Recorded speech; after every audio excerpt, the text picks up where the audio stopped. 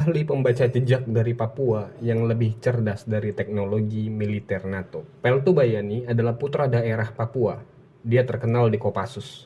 Orangnya tenang, berani, memiliki kemampuan luar biasa dalam menembak dan memiliki kemampuan membaca jejak. Dalam operasi di Papua, beliau biasanya tidak menggunakan sepatu, hanya memakai celana pendek.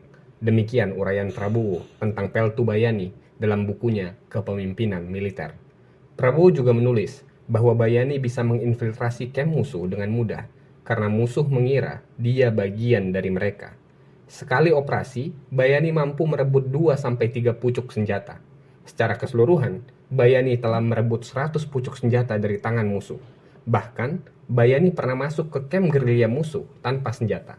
Dia melewati para penjaga menuju orang-orang yang berkerumun di sekitar api unggun. Dia mengambil senapan mereka dan mengalahkan mereka, dan membawa musuh sebagai tahanan. Jika ada Rambo di TNI, saya kira Bayani bisa memenuhi syarat untuk jadi Rambo, kata Prabowo.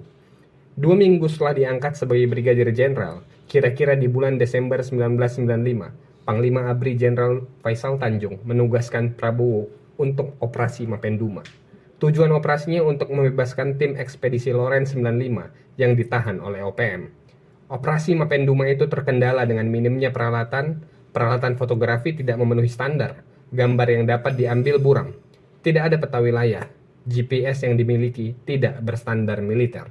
Dalam upaya membebaskan Sandra, Prabowo membentuk tim inti pembaca jejak yang terdiri dari pasukan Kopassus dan pasukan Kodam Cendrawasih.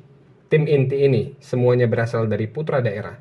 Tim ini diberi nama dengan Tim Kaswari. Prabowo menunjuk Bayani sebagai pimpinan dari tim ini. Tim Kaswari ini tadinya disiapkan untuk mengejar dan mengepung para penyandra dan membebaskan Sandra seandainya serbuan pertama kurang berhasil. Serbuan pertama akan menggunakan helikopter dan senjata canggih.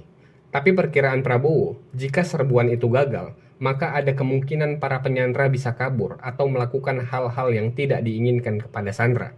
1996 TNI tidak memiliki satelit, drone dan pesawat pengintai yang baik, sehingga sangat sulit bagi Prabowo mendapatkan data intelijen yang mutakhir atau real-time intelligence. Bahkan TNI tidak memiliki peta topografi berskala 1:50.000, yang ada hanya satu peta bagan buatan tangan. Peta inilah yang diperbanyak sebagai pegangan.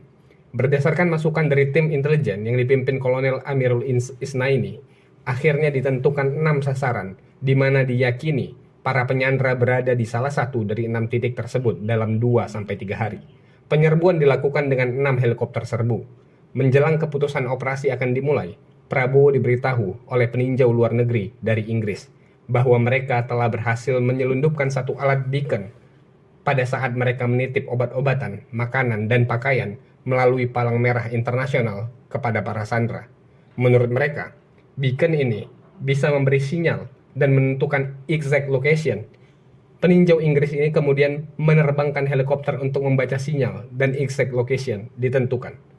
Prabowo kemudian menerima exact location itu, dan ternyata lokasinya berada di suatu gunung yang tinggi dan bisa kelihatan dari posko di mana Prabowo tinggal. Namun lokasi itu di luar 6 sasaran yang telah ditetapkan Prabowo. Dihadapkan pada pilihan sulit, Prabowo akhirnya memutuskan memanggil orang berpengalaman dan menguasai wilayah tersebut. Dipanggillah Bayani. Prabowo tak pernah melupakan apa yang diucapkan Bayani tentang koordinat yang diberikan pakar dari Inggris tersebut. Bapak, jangankan kelik-walik, monyet pun tidak mau tinggal di situ. Tidak ada air di situ.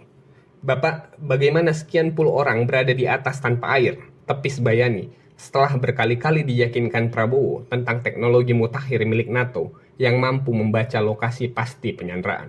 Dengan segala pertimbangan, Prabowo akhirnya memilih lebih mempercayai Bayani ketimbang teknologi canggih milik Inggris itu.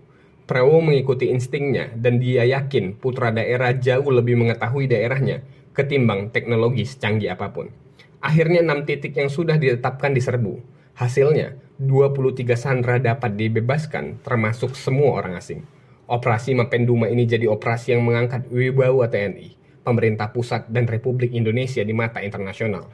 Operasi ini telah berjalan dengan berbulan-bulan berunding, telah melewati banyak konsesi demi konsesi. Namun ketika pihak penyandera melanggar konsensus, TNI tidak ragu untuk bertindak. Operasi yang berlangsung sejak 8 Januari hingga 9 Mei 1996 ini menjadi studi kasus pertama yang berhasil di dunia. Meskipun waktu itu ada upaya serupa di Filipina dan Kolombia, keberhasilan operasi ini tidak bisa dilepaskan dari peran Bayani yang memimpin tim Kasuari. Putra Papua bangga punya Peltu TNI Purnawirawan, Bayani.